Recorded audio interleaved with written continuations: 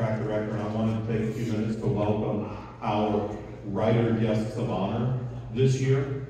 Our first one, the problem isn't that as I get older my eyes get worse. The problem is that as I get older my arms are just too short. Kevin J. Anderson has published over 180 books, indie and traditionally, Star Wars and Dune novels, his Dan Shamble series, and a trilogy with Neil Peart. He's publisher of Wordfire Press and director of the graduate program in publishing at Western Colorado University. But that's just the bio stuff. Let's bring him up here and ask him some embarrassing and annoying questions. Because part of the fun of this for me is to harass my friends in public. Of course. I want to try something though, because as we're sitting there, it's kind of hard for me to understand what's coming blurred from the speakers. Can you all just hear me if I talk? Yeah. And nobody ever has a problem hearing me. Yeah, so I'm not going to mess with the microphone. I'll just do this, and if I don't want you to hear me, then I'll think. Oh, you're going to want them to hear this. Because first I want to... Exonerated of all charges. Well, that makes one. Okay. So, first I want you to tell the folks a little bit about the limited edition books that you brought with you this weekend, and then give us a little rundown on this amazing Feisty Felines anthology that folks can get double signed from both you and one of your amazing authors this weekend. Well, no, one of the authors, the amazing ones didn't come, but the... So Kevin used to have a table in the dealer room. Now Rebecca has a table. Okay, so I started out in trad publishing. I did the way that I grew up knowing you were supposed to do it. I sold a poop load of books. I've got 24 million copies in print. I really do have a Guinness World Record, and it's not for drinking Guinness. Although, I have had Guinness too. But I did all that, and then around 2009, 2010, we just sort of went, things are changing out here. I better figure out how to survive, because I used to have hair, so I wanted to be a mammal instead of a dinosaur. And we formed Wordfire Press, and we started publishing. We've got over 360 titles that we published by over 100 authors. Most of them are a pain in the ass, so now we just publish me. Because if that's the pain in the ass you have to deal with, you don't need any more. So a lot of the books that we have at the table are Wordfire Press books, and if you know anything about indie publishing, you don't just walk into a Barnes & Noble and go, gee, I'm looking for this indie book that's there. So the way that you get them is by meeting me at a con or ordering off of our website and stuff. So we brought a bunch of our books that we published, and a bunch of the Dune books that Tor publishes, and Star Wars books that Bantam publishes, and a lot of other things like that. And one challenge that I will issue you guys, if you look at our table and all the books that are there, I defy you to see any difference between the stuff that we published ourselves and the stuff that the big boys published. And the thing about the limited editions, they're heavy, and we had to carry them in our suitcases. So they were heavy. I loaded them. Yeah, he loaded them into my car. We've got some real nice fancy stuff, but we've also got just a bunch of our books. We're doing a Kickstarter panel next hour or something like that, and I'm just really excited about the opportunities that even us old, traditionally published, best-selling authors are like, now we're killing it with ourselves. Let's see, I run a graduate program in publishing for Western Colorado University, and every year the students create an original anthology. We get money from Draft to Digital so we can pay professional rates. They come up with the idea for the anthology, and then they put out the call for submissions. Because we pay money for the stories, we get a lot of submissions. We don't get a lot of good submissions. But they're grad students, and so they have to read this last last one, 643 manuscripts that were submitted. They learned really fast how to tell on the first page. They go, this one's not going to make it through. And then we invite some big name authors to be the anchors. This year, the anthology is called Feisty Felines and Other Fantastical Familiars. And we've got a Mercedes Lackey story in there. We've got a Jody Lynn Nye story in there. We've got a Steve Rasnick Tim. And because we want it to be diverse, we are a John Harkness story. We only know so many fat rednecks. I check off. And the thing is, it's not released until July, but because I'm the publisher, we printed up some copies, and he's got some, and we've got some. So, sneak preview. Now, you also work with Frank Herbert Estate, and you co-write with Frank's son Brian. Yeah. And you're one of the foremost experts on all things Dune. And this is the 40th anniversary of the original David Lynch Dune. More blue copies, just okay. And it's also I think just last week, Dune 2 hit streaming on a lot of places. Just came out, and Dune 1 and Dune 2 have passed over $1 billion in the box office. That's amazing. Well, I saw it 7,000 times, so it's just... But my biggest question for you, with regards to Dune, by the way, we also have Ghostbuster and Dune-themed drinks in the bar. Made from recycled water. But what the hell is up with that popcorn bucket? I don't have one. I want one to scare people with. That thing's horrific, yeah. Well, I've seen somebody take that popcorn bucket and put it in their sandbox, and then they put a Boba Fett figure in it. So Kevin, thank you very much for coming. Thank you so much for joining us. Y'all here.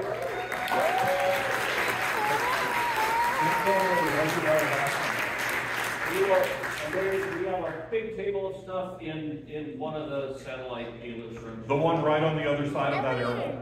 All right. And now. Yes. Our other writer guest of honor, Rebecca Moesta, who very helpfully puts the pronunciation in her bios, because I have called her Rebecca Moesta for 15 years now. So, Rebecca's a freelance editor, co-publisher at Wordfire Press, and best-selling author.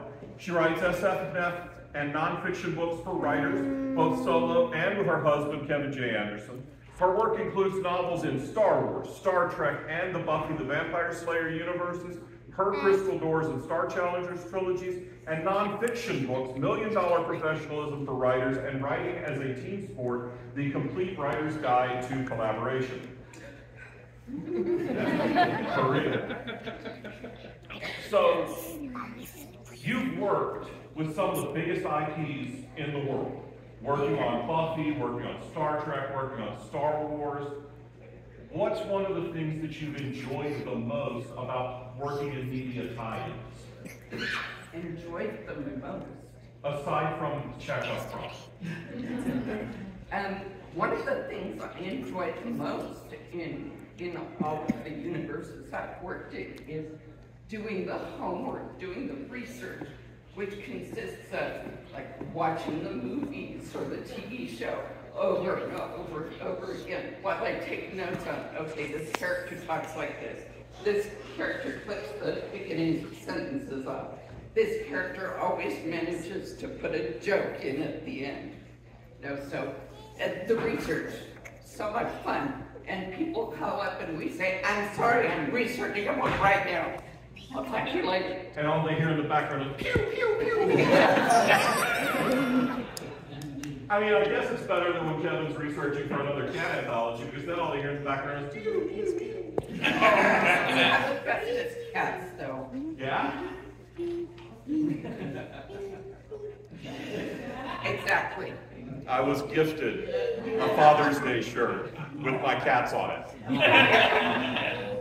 I don't have kids, nor would I put their faces on a shirt if I did.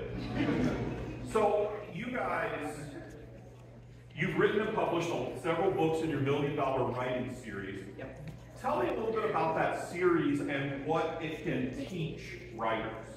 since we are here at a con where people can learn lots and lots of things? Well, Kevin's got the most books in that series. It started with a friend of ours, David Barlin, who passed away last year. But he wrote a book called $1 Million Outlines. Yeah, and Kevin had an outline in that one. But we started publishing it for Dave, and then we thought, this $1 million is a good idea because we've earned so much from various series we've worked on that we ought to, share that. And one of the coolest things is we've made almost every mistake there is to make. So we can share that with you. We can share that research with you and tell you what not to do, and it's up to you whether or not to follow the advice we give. But we've got professionalism is my favorite one that we did. We've taught that for years and years and years, and some of the important things are one of the first things about being a professional is don't be a butt. and we talk about it right up front, and some of the mistakes people have made, and sometimes people come up to us after we talk that the book was based on, and they say, nobody ever tells you those things. That is good advice. So that's a great book. The collaboration, Kevin and I collaborated with so many authors. Kevin has collaborated with, Brian Herbert and Rick Benford and Neil Peart. Neil Peart's done, and the drummer from Rush, Neil Peart, and dozens. So there are all sorts of different ways to collaborate. There's not just one way. And so we give examples of all sorts of ways to collaborate and what to make sure you cover before you dive into the collaboration. So if people want to pick up these books, they can wait until Kevin's not at the table, because who cares about that guy? We both signed them. There you go. So y'all have a big spot in the deal room, and people should come buy all of them, because we want those suitcases to not be crazy heavy when they're going home. We want them just about empty. Absolutely. Well, thank you, Rebecca. Thanks for joining us.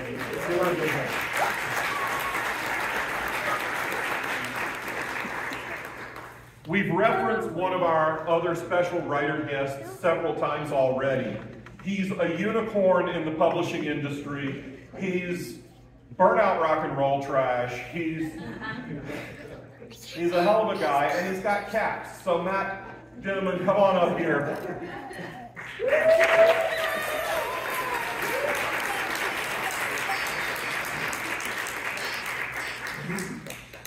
I also have 5 dogs. I don't have dogs on my t-shirt, bro. I don't care. So, Matt, you flew all the way over from the Pacific Northwest and somehow managed to not bring very many books with you because you ruptured my sister's disc shipping stuff to her house. You told me to ship them to her house. Yeah, because they're heavy. I didn't want them coming to my house. So, tell people a little bit about what is Lit RPG and what is Dungeon Crawler Crawl. Okay, so Lit RPG is people call it a genre. It's not really a genre. It's like a style of writing. I personally feel that's a long conversation. Basically, And we're all too sober for that. Basically, books where the world or the characters are beholden to video game-like rules. So if I'm a dude and suddenly I have like +1 charisma because I've been hanging out with this guy all day, and I as a character, I'm aware that I've received +1 charisma. That's like the style of Lit RPG story. Dungeon Crawler Carl is a story about a guy who's watching his ex-girlfriend's cat. The cat gets out the window. He chases the cat, and then aliens invade and destroy the world and turn it into the set of a reality game show. So another one of those? yes. It's about a man and his ex-girlfriend's cat are both contestants on an alien game show, and that's Dungeon Crawl. And one of all of our favorite things about the series is Princess Donut and her dialogue. The cat. The cat, yes. Ably voiced by the inimitable Jeff Hayes. So if you stop by the Sound Booth Theater table and buy enough audiobooks from the Sound Booth Theater table, he might give you a verse of Wonderwall. Might. No promise. But how did you channel that which is Princess Donut? How did you come to such a deep understanding of the Queen Anne chong? So I have cats, like you said, but I also, before I did this, I was an artist for years, and I would sell art at shows. I do cats specifically, and I would go to actual cat shows for years. And so I learned lots about cats, lots about cat people. And Cat people are the worst, man. I got to the point where I could tell what breed that they were showing based on their personalities. Yeah. But so I learned a lot about cats, and I love cats. So Research. plus, you know, they're really my. I have daughters. They're my daughters. So you can pick up plenty of copies of Dungeon Crawler Carl Volume 1 at the Falstaff Books booth, because Matt doesn't love running a table and I love making money, so I sell his books for him. And then you can find him wandering around the con. He's on a ton of panels. So, ladies and gentlemen, Matt Dinniman.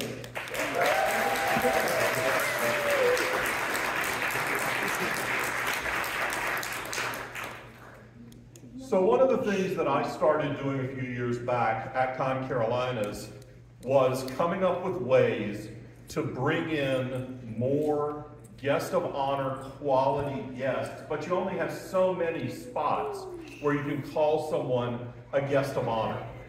Well, a few years ago, the next guest we're going to bring up was our author's special guest, and I thought, you know, I want him to come back. Maybe I can give him a award. So we created the Polaris Award, which was designed to recognize someone in the southeastern genre fiction community that has been a guiding light for the rest of us. Someone who works tirelessly to lift others up and is more interested in spreading the voices of others than necessarily shining the light on themselves. So this year's recipient, Milton Davis, is an award-winning Black speculative fiction author and owner of MV Media LLC. Now, I'm not going to say that his license plate says MV Media, but one, you got to respect the hustle, and two, that's obviously a man who is not rude to as many people as I am, because I ain't putting Falstaff on my license plate, because I would never have another unflat tire. But MV Media is a publishing company specializing in science fiction and fantasy based on African diaspora, history, culture, and tradition. He's the author of 26 novels and short story collections, and the editor or co-editor of 10 anthologies. His stories have appeared in anthologies and magazines such as Black Panther, Tales of Wakanda, and Obsidian Literature and Arts in the African Diaspora. He was also nominated for the 2017 and 2020 British Science Fiction Award Association Award for Short Fiction. He's a recipient of the 2022 East Coast Black Age of Comics Convention Pioneer Lifetime Achievement Award. How big was that statue to fit all those words on it? Mine is Polaris. He's also nominated for a 2024 Locus Award, along with several other amazing authors in a Locus-nominated anthology. But that's just bio shit. Milton's one of the kindest, most encouraging people I've ever met. In an industry where so many people think that the way to move up the ladder is by stepping on someone else, Milton understands the best way to climb is to extend a hand to those behind you, because then they can help bring you up too. He's one of the foremost voices in Afrofuturism and spent more years than he will admit to working to create a platform for underrepresented voices in science fiction and fantasy. He's a hustler, he's an Authors Alley DJ, he's a hell of a writer, and I'm proud to call him my friend. So that's why it's my honor to present him with the 2024 Polaris Award, because he truly is a guiding light in this business. Milton, get your ass up.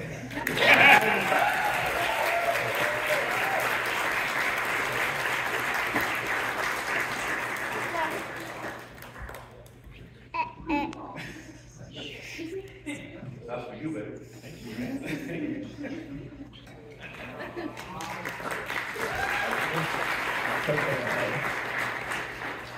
Bro, I told you 6 months ago you were getting an award. You better have something prepared. Thank you, John. Thank you, ConCarolinas, for this award. When I started in this industry, when I started writing, they said they have this saying that said if you see a turtle on a fence post and you know somebody put them there, that's kind of my situation. I didn't know anything about writing. I just knew I wanted to write. I went to a local bookstore and said, hey, you know, I want to write a book and I want to put it in your bookstore. And the guy said, well, do you have an artist? I said, no. He said, call this person. He said, well, do you have a person to put your manuscript together? I said, no. He said, call this person.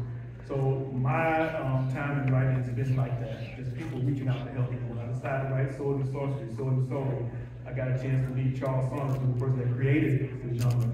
And he automatically started reading my manuscripts, and it's been that way the entire time. So I always felt like, if that was done for me, then I need to do that for other people. And so that's what it's been all about. It's just, you know, helping people understand the business, helping them understand, you know, what they need to do things they need to do, creating opportunities to give authors to speak in genres that they never had a chance to speak in, which is what our funding college is all about. And that's just been it. So I don't know what to say.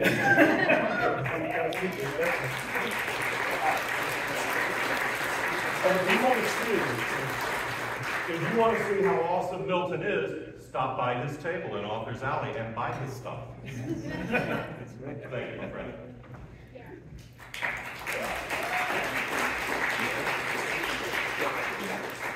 And next up, you know her from the Geekery Market, you know her from Guardians of the Geekery, you know her from Running Over Your Toes in the hallway, the flamazing Joey Stars.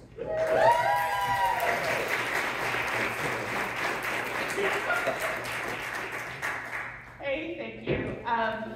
So I have been given the task of handing out the Shrewsbury Award. Now, normally this is something that Chris Shrewsbury does, but unfortunately Chris has taken a little bit of a turn for the worse and is no longer able to do the cons that he loves so much. We hope that he will be able to come to more. He was hoping to come to this one, but things changed. As the second recipient of the Shrewsbury Award, which is proudly over my toilet. How appropriate. You know, the thought process behind the Shrewsbury Award is that a lot of times we are able to award those artists, musicians, writers, and actors and other people, but sometimes it's the people behind the scenes that kind of keep things together, or who end up in the front of the scenes, because here I am, but who try to keep things together and try to create that community. And so some of the other people that we've had, Nicole Kurtz and Gail Martin and Chris, have definitely created that community environment. And in addition, the recipient for this year is somebody that whenever you would come to them and say, hey, we'd like to do this, they were like, sure. And not only would they say sure, but they would put it together. So when they were a writer, they wrote a lot of stuff, and then people started coming to them for advice and trying to figure out how to publish, and so they started a publishing company. When they said, hey, you know, we feel like a bunch of misfits, He created a community of mitzvahs. When he said, hey, we would like to learn how to write, he created a conference.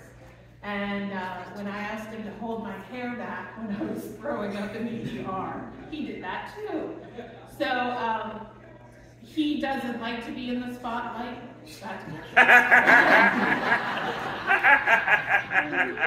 If there are children here, I am sorry. But he doesn't hesitate to share that spotlight with anybody and everybody that works towards it. And he's really created a community. We became friends years ago because I was throwing musketeer bars at him at a con, trying to keep him awake and trying to keep me awake. And it worked. And then Facebook decided that he looks just like my husband and keeps tagging him as such. So whether we like it or not, we're in it for life. So we put a lot of heart and soul and effort into this award that may or may not have arrived yet. So, John, this is for you.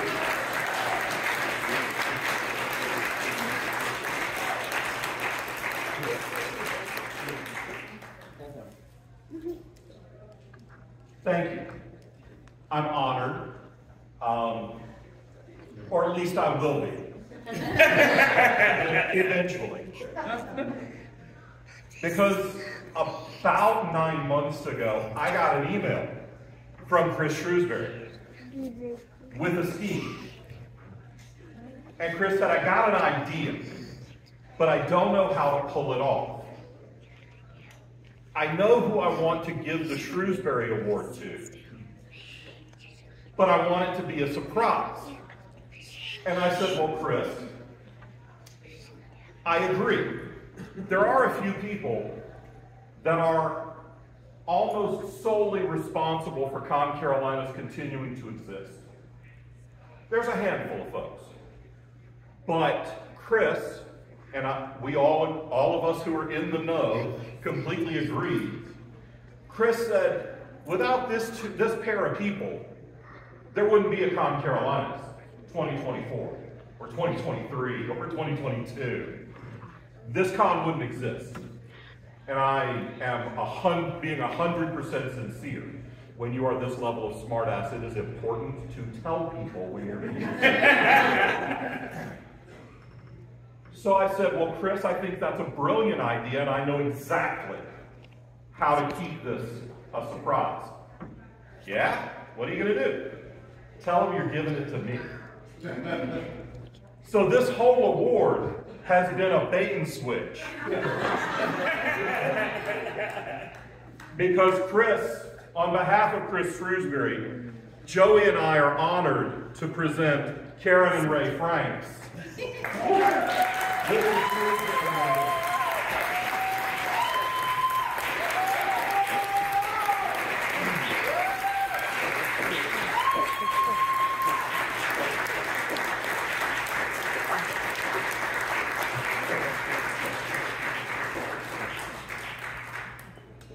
And if they didn't think I looked suitably surprised, pretty sure we got them, y'all.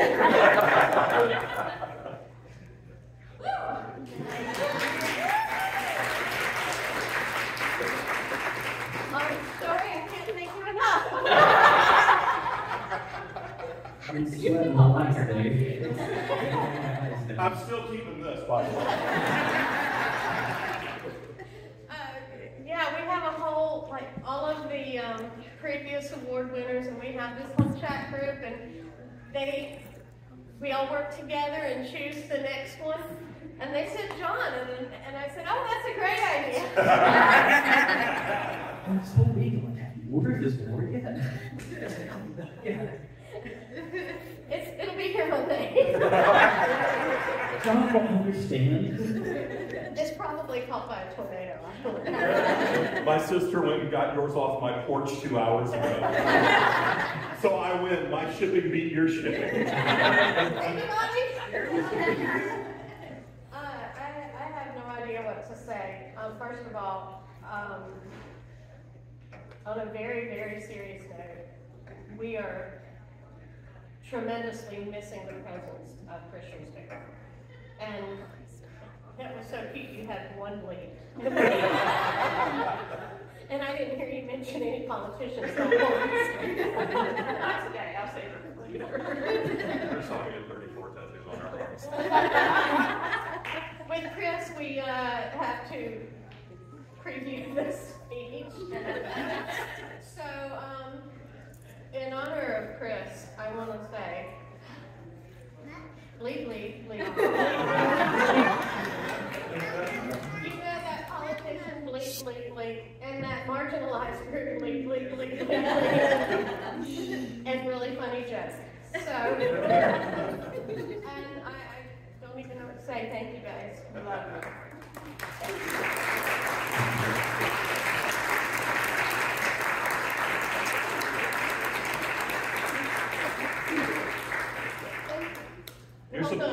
You're supposed to have closing remarks now, but you're all choked up, so why don't we just tell them to go have a great convention?